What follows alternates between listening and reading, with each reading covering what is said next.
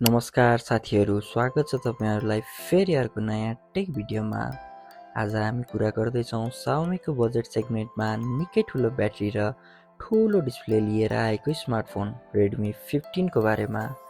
यदि तपाईलाई करिब 28 देखि 30 हजार रुपैयाँको बजेटमा नयाँ फोन खोज्दै हुनुहुन्छ भने यो फोन तपाईको लागि कस्तो हुन सक्छ, यसको डिस्प्ले कस्तो छ, परफर्मेन्स कस्तो छ, क्यामेराले कस्तो फोटो खिच्छ, ब्याट्री कतिको टिक्छ र अन्त्यमा यो फोन किन्न लायक छ कि छैन भन्ने कुरा आजको भिडियोमा विस्तारमा हेर्नेछौँ।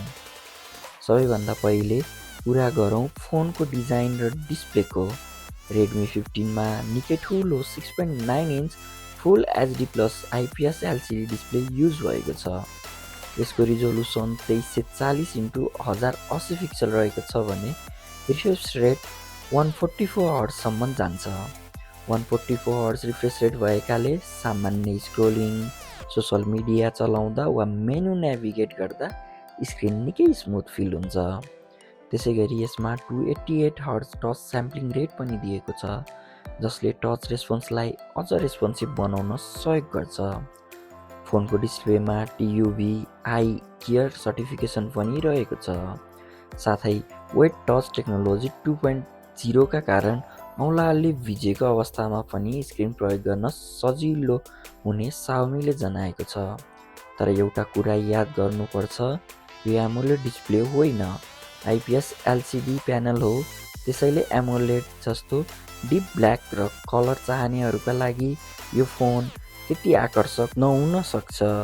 अब आउँछ परफर्मेन्सको कुरा। Redmi 15 मा Qualcomm Snapdragon 685 6nm चिपसेट प्रयोग गरिएको छ। यसमा 6GB र्याम र 128GB स्टोरेज तथा 8GB र्याम र 256GB स्टोरेज भेरिएन्ट नेपालमा उपलब्ध छन्।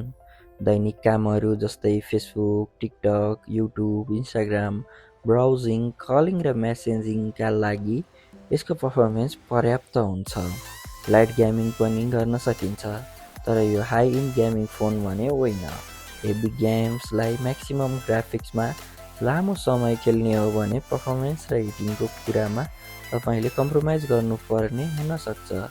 सफ्टवेयरको कुरा गर्दा फोन एन्ड्रोइड 15 मा आधारित Xiaomi HyperOS 2 मा चल्छ। केही एडिसनल फिचरको कुरा गरौँ। फोनमा साइड माउन्टेड फिङ्गरप्रिन्ट सेन्सर दिएको छ। यसमा dual SIM support, USB Type-C, Bluetooth 5.0 र वाइफाई 5 जस्ता कनेक्टिभिटी फिचर्स छन्। त्यसैगरी 3.5mm हेडफोन ज्याक भने यसमा उपलब्ध छैन। फोनले IP64 dust and splash resistant पनि सपोर्ट गर्छ, तर IP64 भनेको फोनलाई पानीभित्र डुबाउन मिल्छ भन्ने होइन। यसले डस्ट र सामान्य वाटरका छिटाहरू, पानीका छिटाहरूबाट प्रोटेक्सन दिने हो। यसको मूल्यको कुरा गर्नु पर्दाखेरि चाहिँ आजको डेटमा यो भिडियो बनाइरहँदा, यो भिडियो युट्युबमा हालिरहँदा यसको 6GB र्याम र 128GB स्टोरेजको मूल्य 27,979 पुगिसकेको छ। त्यसैगरी 8GB र्याम 256GB स्टोरेज भएको भेरिएन्टको मूल्य 29,979 पुगिसकेको छ। अब कुरा गरौँ क्यामेराको, जुन धेरैजसो मानिसका लागि निकै इम्पोर्टेन्ट हुन्छ। Redmi 15 को पछाडिको मुख्य क्यामेरा 50 मेगापिक्सलको रहेको छ। Xiaomiले यसलाई 50MP ड्युअल क्यामेरा सिस्टम भनेर प्रस्तुत गरेको छ। यसको मुख्य सेन्सरबाट डेलाइट अर्थात् पर्याप्त लाइट भएको समयमा राम्रो डिटेल भएका फोटोज खिच्न सकिन्छ। साथै AI फिचर्स जस्तै डाइनामिक सर्ट्स र केही एडिटिङ फिचर्स पनि दिएका छन्। तर यहाँ एउटा कुरा क्लियर गरौँ, यो फोन क्यामेरा फोकस स्मार्टफोन होइन। यसको मुख्य आकर्षण क्यामेरा भन्दा ब्याट्री र डिस्प्ले हो। भिडियो रेकर्डिङको कुरा गर्दा रियर क्यामेराबाट अधिकतम 1080p एट 30fps सम्म भिडियो रेकर्ड गर्न सकिन्छ। अगाडि सेल्फीका लागि 8MP फ्रन्ट क्यामेरा दिएको छ, जसले पनि 1080p एट 30fps सम्म भिडियो रेकर्डिङ सपोर्ट गर्छ। त्यसैले तपाईँ युट्युब सर्ट्स, टिकटक वा सामान्य सोशल मिडियाका लागि भिडियो बनाउनुहुन्छ भने क्यामेरा ठिकै छ।